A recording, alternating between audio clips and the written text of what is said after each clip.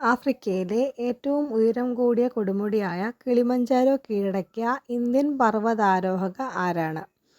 ആഫ്രിക്കയിലെ ഏറ്റവും ഉയരം കൂടിയ കൊടുമുടിയായ കിളിമഞ്ചാരോ കീഴടക്കിയ Indian പർവ്വതാരോഹകയാണ് Nisha Yadav.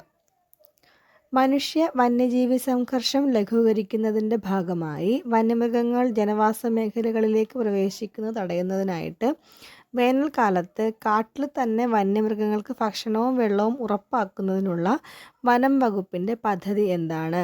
Mission food fodder and water.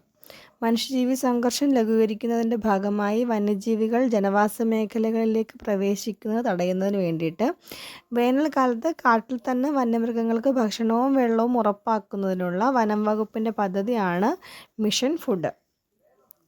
France ഇന്ത്യയിൽ നിന്ന് വാങ്ങുന്ന മൾട്ടി ബാരൽ റോക്കറ്റ്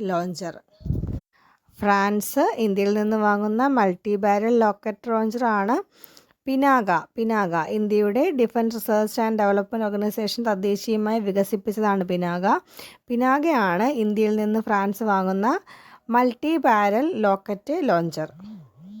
8 മാസമായി അന്താരാഷ്ട്ര ബഹിരാകാശ നിലയത്തിൽ കഴിയുന്ന നാസ ശാസ്ത്രജ്ഞർ ആരൊക്കെയാണ്?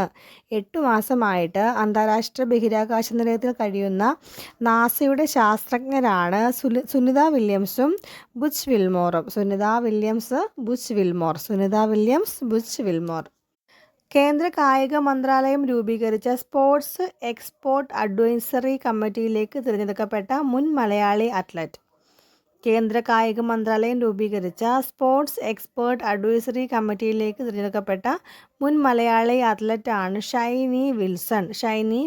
കേന്ദ്ര കായിക മന്ത്രാലയം രൂപീകരിച്ച സ്പോർട്സ് എക്സ്പേർട്ട് അഡ്വൈസറി കമ്മിറ്റിയിലേക്ക് തിരഞ്ഞെടുക്കപ്പെട്ട മുൻ മലയാളി അത്ലറ്റാണ് ഷൈനി വിൽസൺ. പൂനെയിൽ രാജ്യത്തെ ആദ്യത്തെ 3D പ്രിന്റഡ് വില്ല നിർമ്മിച്ച സ്റ്റാർട്ടപ്പ് കമ്പനി. പൂനെയിൽ രാജ്യത്തെ ആദ്യത്തെ 3D പ്രിന്റഡ് വില്ല നിർമ്മിച്ച സ്റ്റാർട്ടപ്പ് കമ്പനിയാണ് ത്വസ്ത എന്ന് പറയും. നൃത്തരംഗത്തെ സമഗ്ര സംഭാവനയ്ക്കുള്ള സംസ്ഥാന വിനോദസഞ്ചാര വകുപ്പിൻ്റെ നിശാഗന്ധി പുരസ്കാരത്തിന് 2025 അർഹയായ പ്രശസ്ത കഥക് കലാകാരൻ. നൃത്തരംഗത്തെ സമഗ്ര സംഭാവനയ്ക്കുള്ള സംസ്ഥാന വിനോദസഞ്ചാര വകുപ്പിൻ്റെ നിശാഗന്ധി പുരസ്കാരത്തിന് 2025 അർഹനായ പ്രശസ്ത കഥക് കലാകാരനാണ് പണ്ഡിറ്റ് രാജേന്ദ്ര ഗംഗാനി. 2025 ഫെബ്രുവരിയിൽ US ദേശീയ ഇൻ്റലിജൻസ് ഡയറക്ടറായിട്ട് നിയമിതയായത്. ദേശീയ ഇൻ്റലിജൻസ് ഡയറക്ടറായിട്ട് നിയമിതയായത് തുളസി ഗബ്ബാർഡ്. അടുത്തിടെ ഏത് നദിയിലാണ് അപൂർവ ഇനമായ മുതലയായിട്ടുള്ള ക്യാറ്റ് ഫിഷിനെ കണ്ടെത്തിയത്? അത് ബാഹിനിയാണ്. ഗുവാഹത്തിയിലെ ബാഹിനിയിലാണ് അപൂർവ ഇനമായിട്ടുള്ള മുതല ക്യാറ്റ് ഫിഷിനെ കണ്ടെത്തിയത്. Thank you.